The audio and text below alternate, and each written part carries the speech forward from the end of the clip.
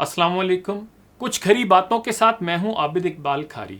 रोजनामा 92 की कालम निगार सादिया कुरैशी साहिबा ने लिखा है कि एक तरफ जिंदगी तन ढांपने को साफ सुथरे मुनासिब कपड़ों के लिए तरसती हुई शदीद मौसमों की जद पर है, तो दूसरी तरफ दुनिया के महंगे तरीन ब्रांड्स सालाना कई टन कपड़ों को आग लगा देते या फिर उन्हें जमीन में दफन कर देते हैं। एक रिपोर्ट ये बताती है कि दुनिया में 5 मिलियन अफराद के पास मौसमों की मुनासबत से पहनने के लिए कपड़े नहीं हैं, जबकि सिर्फ बरतानिया में 3 लाख टन कपड़ों को जमीन में डंप यानी दफन कर दिया जाता है। बड़े बड़े फैशन ब्रांड हर साल लाखों डॉलर्स के कपड़ों को आग लगा देते हैं। 2018 में लंदन के एक मशहूर फैशन ब्रांड घड़ियों और ज्वेलरी के मालिक ने एतराफ़ किया कि उन्होंने 2 साल के अरसे में 653 मिलियन डॉलर्स की घड़ियां और ज्वेलरी इसलिए ज़ाया कर दी कि हमारी फैशन प्रोडक्ट्स अनऑथोराइज्ड कस्टमर्स के पास न जाएं, या सादा लफ्जों में ये कह लें कि कहीं हमारी चीजें मतवस्त और गरीब तबके के हाथ न चढ़ जाएं। दुनिया भर में गारमेंट्स के बड़े बड़े ब्रांड्स अपने बच जाने वाले कपड़ों को जला देते हैं। जी हाँ, वो महंगे खरीदारों से बच जाने वाले कपड़ों को सस्ता अफोर्ड करने वाले ग्राहकों को बेचना गवारा नहीं करते और इससे बचने के लिए अपने नए नकोर महंगे कपड़ों को आग लगा देते हैं। बरतानिया के एक लग्जरी ब्रांड ने 2018 में 3.6 बिलियन डॉलर्स का मुनाफा कमाया और 36 मिलियन डॉलर्स के कपड़े ज़ाया किए।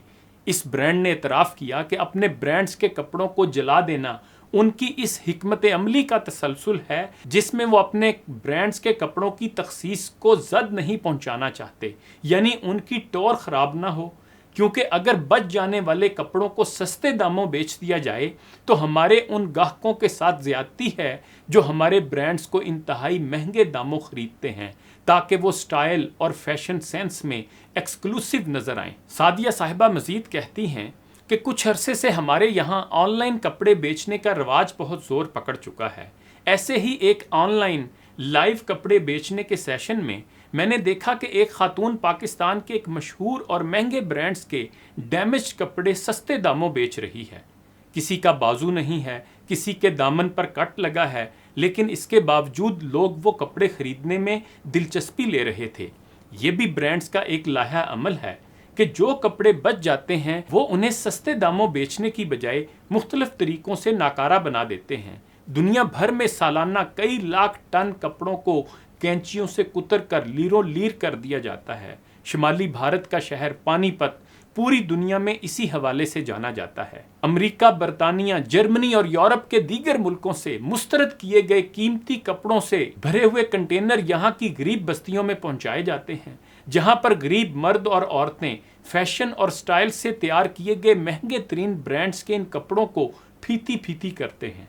सबसे पहले इन कपड़ों को रंगों की मुनासबत से अलग किया जाता है। सुर्ख, नीले, कासनी, पीले, गुलाबी रंगों के तेज और हल्के शेड्स एक जगह ढेर किए जाते हैं। इन कपड़ों को कैंचियों से कुतर कुतर कर ढेर लगा दिए जाते हैं।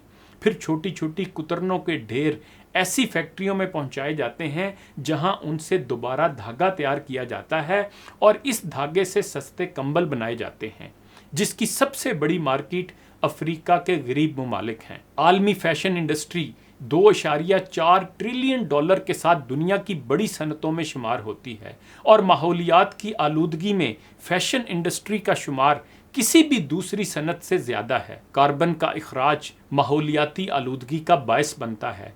8 से 10% कार्बन का खराज फैशन इंडस्ट्री का मरहून मिन्नत है। दुनिया में आलूदा पानी का 20% हिस्सा भी फैशन इंडस्ट्री का पैदा करता है। फैशन, स्टाइल और ब्रांड्स की बज़ाहिर चमकती दमकती दुनिया अंदर से बदसूरत और बेहिस है। फैशन इंडस्ट्री से मुतल्लिका चंद फीसद अफराद की तस्कीन के लिए ये सनत सालाना 92 मिलियन मुज़र सेहत वेस्ट से माहौलियाती आलूदगी में इजाफा कर रही है। जब शऊर की बुलंद सतह से इस दुनिया को देखें तो नज़र आता है कि ये कॉरपोरेट दुनिया तो हमारी सोच से भी ज़्यादा बदसूरत है। मालूम होता है कि मुसावात और इंसाफ जैसे रोशन तसव्वुरात तो बस किताबों में पाए जाते हैं, अमली ज़िंदगी में इनके मज़ाहिर कम कम ही नज़र आते हैं। 4 सू अदम मुसावात के खौफनाक मुजाहरे हैं।